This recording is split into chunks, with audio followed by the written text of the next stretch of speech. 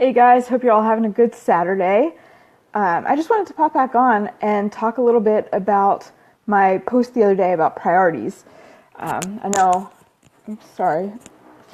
Well, first, can you hear these people? My neighbors are like drilling like crazy. They're driving me nuts. I'm trying to get stuff done and I can't because of their drilling.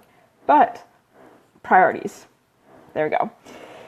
So, I made a post the other day that said pretty much all of the excuses that I hear when so I'll talk to someone about starting a exercise plan, diet routine, whatever their goals are, just how to reach them.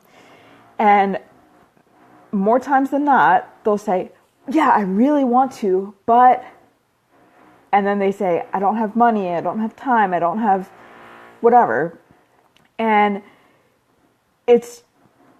I hope I didn't upset anyone with that post, but the fact is, if you want something bad enough, you're going to figure out a way to do it.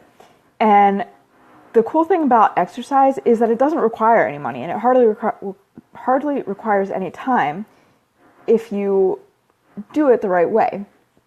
So the people that tell me they don't have time are typically the ones that think that they need to be on a treadmill for an hour a day, or just doing things that take a lot of time and don't have a lot of benefit.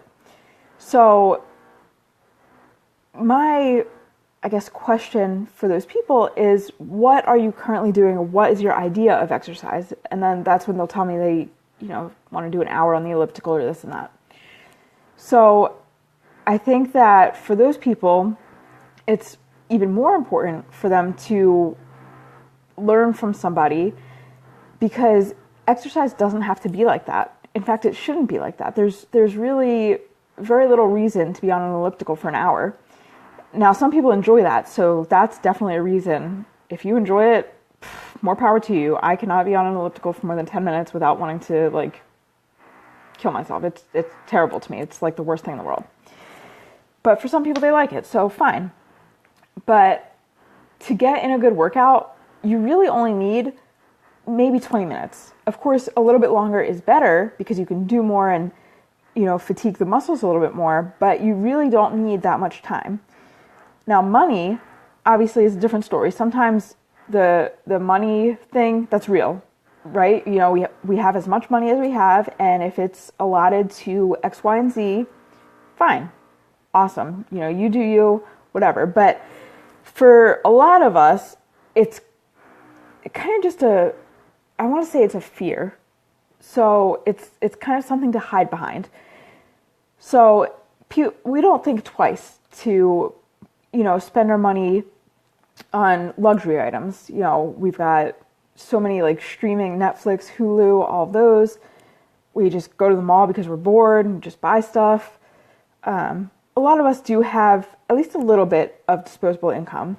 I'm sure we don't have millions flowing out of our pockets. If you do, hit me up. I want to talk to you. I don't have that. But what I do have is the ability to put aside a few bucks a month to use for something that I want.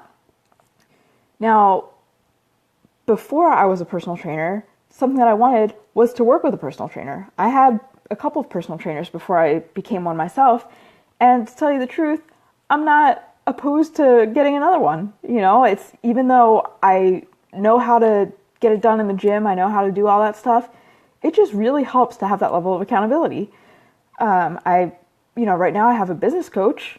That's awesome. He checks in with me all the time, and it really just keeps me accountable. So that's the level of coaching that I personally want and kind of need right now. We're all in different places in our lives as far as, personal life, career, whatever, and fitness definitely falls into that. But what we neglect to understand is that getting a personal trainer can help you learn what to do in the gym. It's not a lifelong thing that you're going to have to pay X amount of money week after week, month after month, forever. It's not. It's something that if you want to get into working out and you don't know where to start, that is where you start. It's so easy to get hurt in the gym or when you're trying to work out. If you don't know what you're doing and you don't have someone to guide you, it's really easy to get injured or to just not want to go or not want to do anything, if you don't have someone to check in on you, I guess we could say, it's really easy to talk yourself out of going. So when I talk about priorities, I'm not trying to say like, oh, you do that, cool, you suck, like your priorities are not in line. No, not at all. What I'm really trying to get at here is, what if you put aside X amount of dollars to invest in your health for a personal trainer for a couple of months, not forever, until you know what to do and until you can trust yourself to get there and get it done every day or at least a couple of times a week, and really bring your health and fitness to the next level.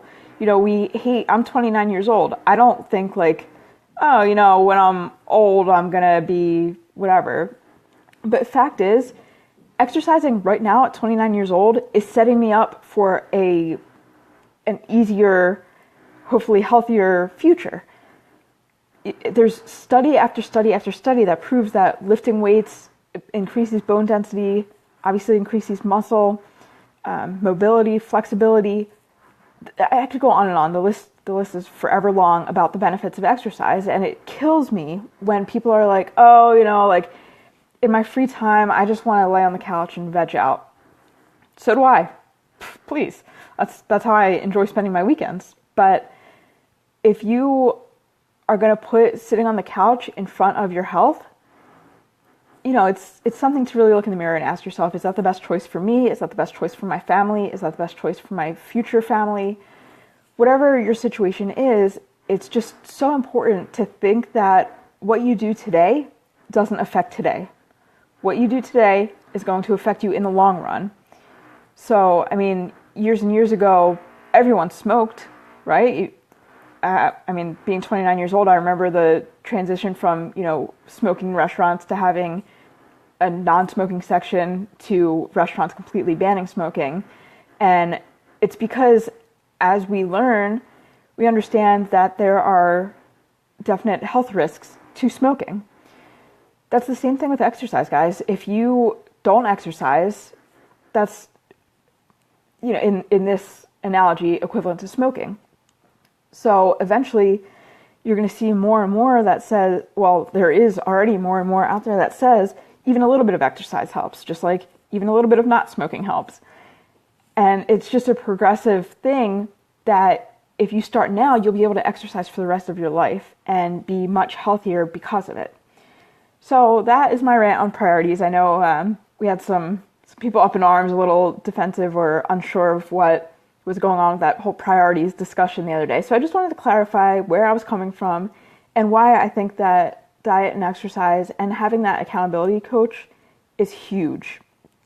So I hope that helps clear some things up for you guys. If you have any questions at all, feel free to message me. Otherwise, let's get this priorities discussion going again. I mean, that was enjoyable for me. You guys were really going at it. So I know it was a good chat. So let's get it going again.